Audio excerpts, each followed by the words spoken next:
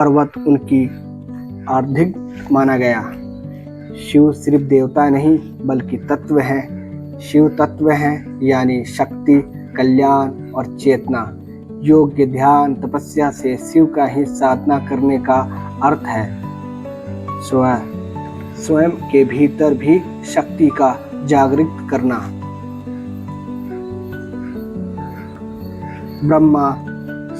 ब्रह्मा सृष्टि रचते हैं और विष्णु उनका पालन करते हैं और शिव सहंकार करते हैं, परंतु यह सहंकार विनाश नहीं है बल्कि एक नए निर्माण का मार्ग है। इसलिए शिव को परिवर्तन का देवता भी माना गया है।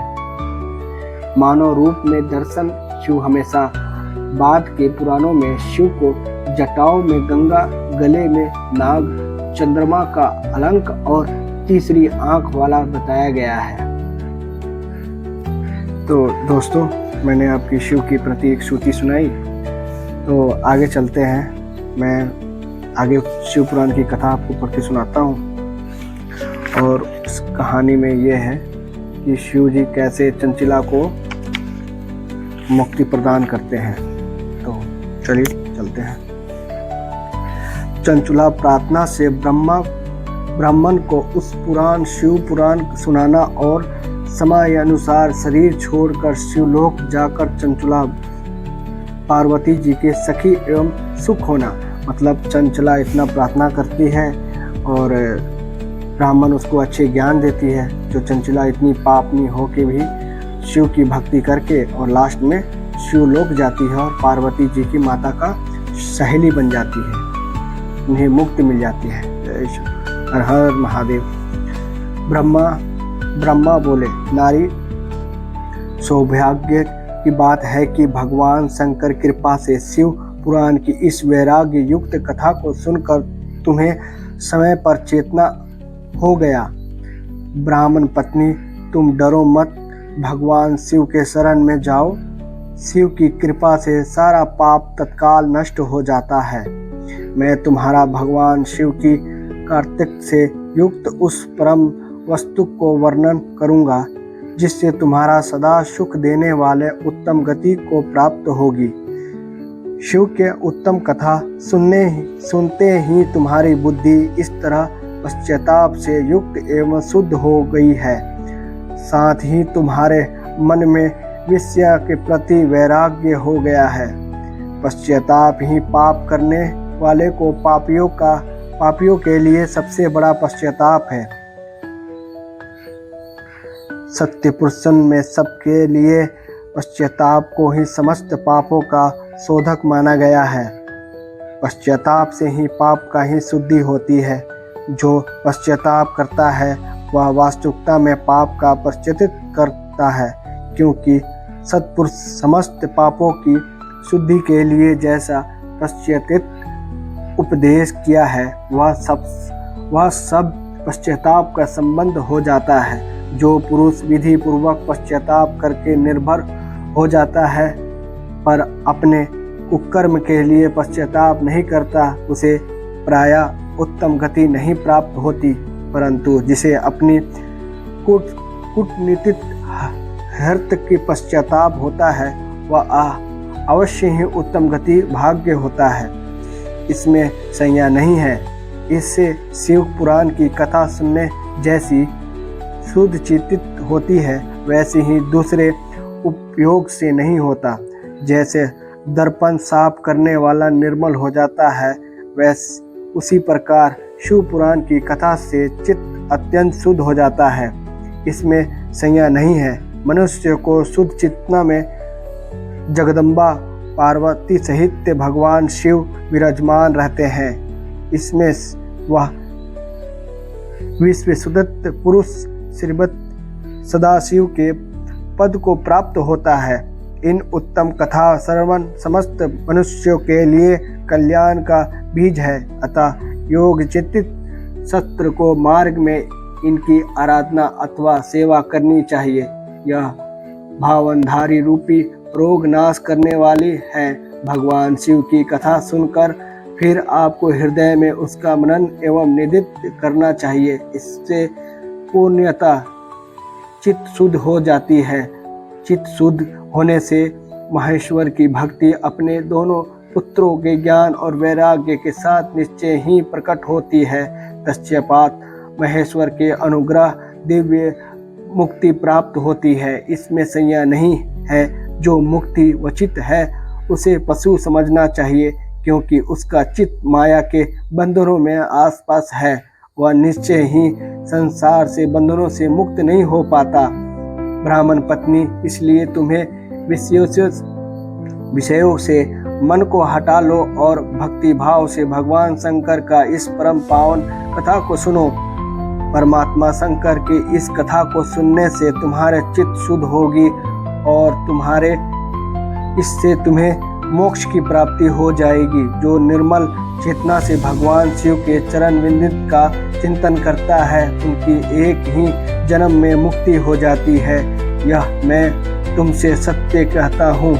सूत जी कहते हैं, सुनक इतना कहकर वे सर्वश्रेष्ठ शिव भक्त ब्राह्मण चुप हो गए। उनका हृदय करुणा के अर्थार्थ हो गया था।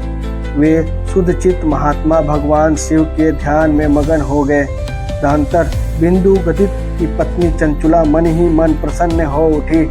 ब्राह्मण उत्तम उपदेश सुनकर उसके नेत्र से आनंद के आंसू छलक आए थे।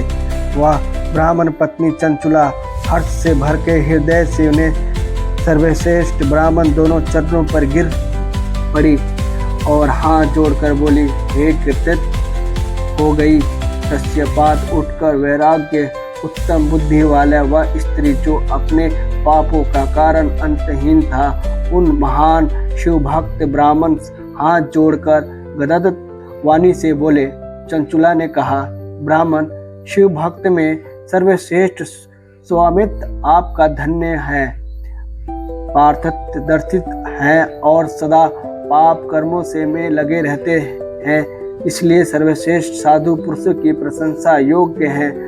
साधु में नान समस्त जिस सुंदर शिव पुराण की कथाओं से सुनकर मेरी मन में संपूर्ण विषय का वैराग्य उत्पन्न हो गया है, उसी इस शिव पुराण को सुनने के लिए इस समय मेरा मन में बड़ी हर्ष से हो रही है। सूत जी कहते हैं, ऐसा कहकर हाथ जोड़कर उनका अनुग्रह पाकर चंचुला उस शिव पुराण की कथा को सुनने की इच्छा मन में लिए उन ब्राह्मण देवतित्व की सेवा में तत्पर वहाँ रहने वाली तत्पर शिव भक्त सर्वश्रेष्ठ और शुद्धि बुद्धि वाला उन ब्राह्मण देवता उस स्थान पर स्त्री को शिव पुराण की उत्तम कथा सुनाई। इस प्रकार वो गोकर्ण नामक महाक्षेत्र में उनकी सर्वश्रेष्ठ ब्राह्मण से उन्हें शिव पुराण की वह परम उत्तम कथा सुनी, जो भक्ति ज्ञान और वैराग्य बढ़ाने वाली तथा मुक्ति देने वाले हैं। उस परम उत्तम कथा को सुनकर वह ब्राह्मण पत्नी अत्यंत कृपातीत हो गई। उसका चित्त शीघ्र ही शुद्ध हो गया। फिर भगवान शिव के अनुग्रह उसके हृदय में शिव के अनुरूप से चित्तित होने लगा। इस प्रकार उनके भगवान शिव में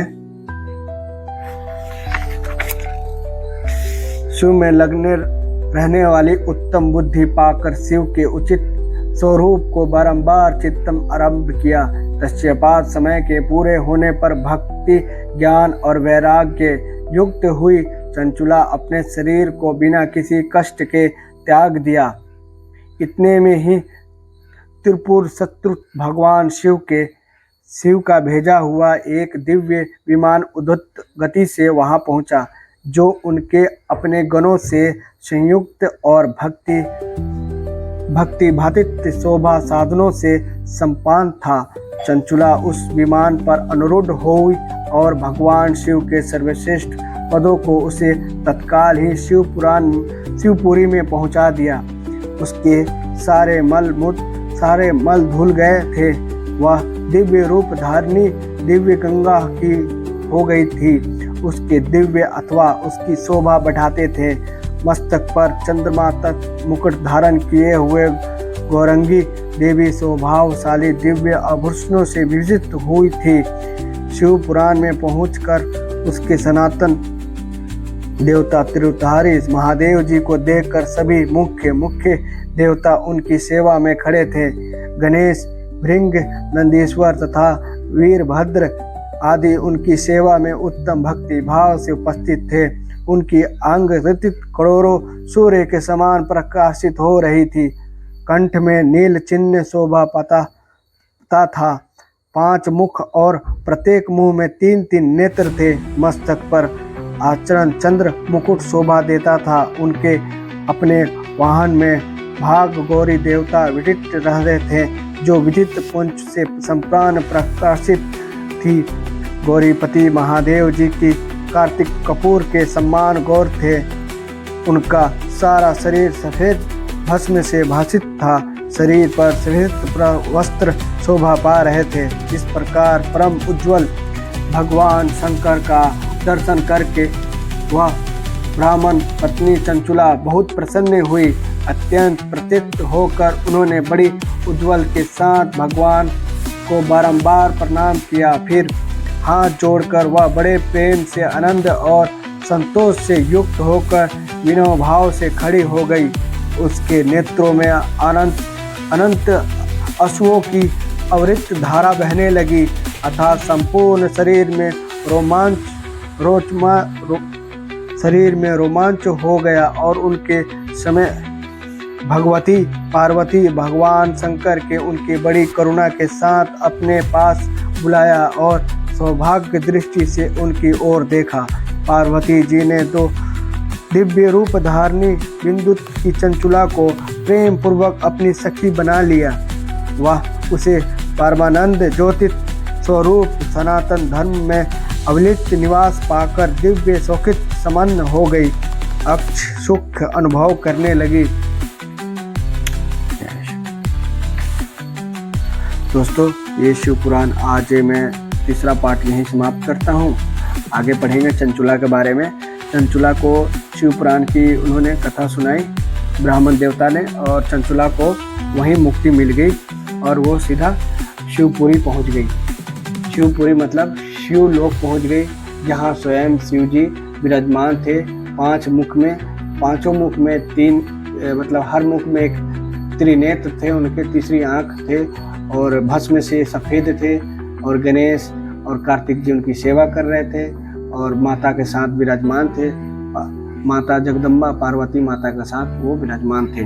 तो इसमें यही बताया गया, मैंने संक्षेप में आपको बता दिया, क्योंकि शिव पुराण पढ़ के उसकी मुक्ति मिल गई, क्योंकि वो भी पापनी थी। वो भी अपने पति के साथ, बिंदु उसका पति था जो काफ़ी उसने पाप किए थे। अपने पाप के